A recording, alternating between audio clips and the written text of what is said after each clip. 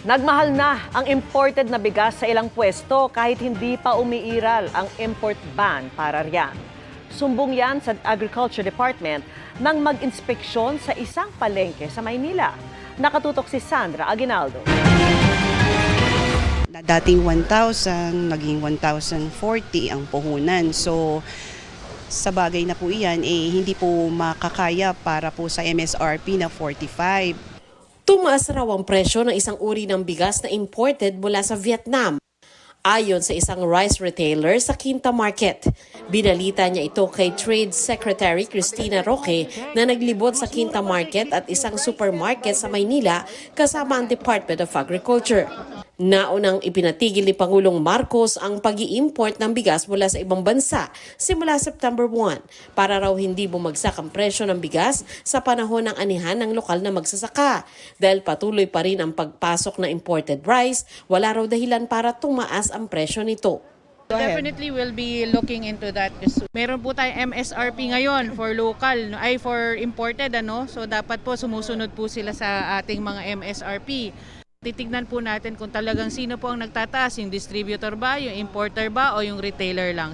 Tatagal ng 60 days ang ban sa pag-angkat ng bigas na timing sa anihan ngayong September hanggang October.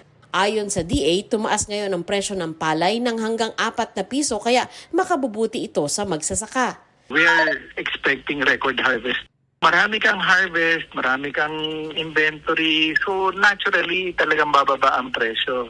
Yung importation ban talaga ay dinisenyo, itiniming na doon sa panahon ng harvest para hindi ma-depress yung presyo ng palay.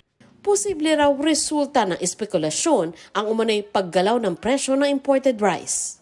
Speculation kasi nasabi nila na merong import ban, pero mali na sabihin na wala nang imported kaya nagkakaroon na ng pagtaas. Hindi dapat ganoon. Ikinatuwa naman ng DA na merong ilang tindahan na nagbebenta ng 35 pesos kada kilo ng bigas sa Quinta Market. Ang karning baboy nasa 390 pesos per kilo ang kasim sa Quinta Market, 430 pesos kada kilo ang liempo. May pagtaas ng presyo sa ilang uri ng gulay dahil sa nagdaang bagyo. Bumisita rin ang grupo sa isang supermarket. For the Quinta Palengke, maganda yung presyo lalo na sa pork. Malaki yung binaba ng presyo ng baboy. For the vegetables, the prices are a little bit on the high. Para sa GMA Integrated News, Sandra Aguinaldo, nakatutok 24 oras.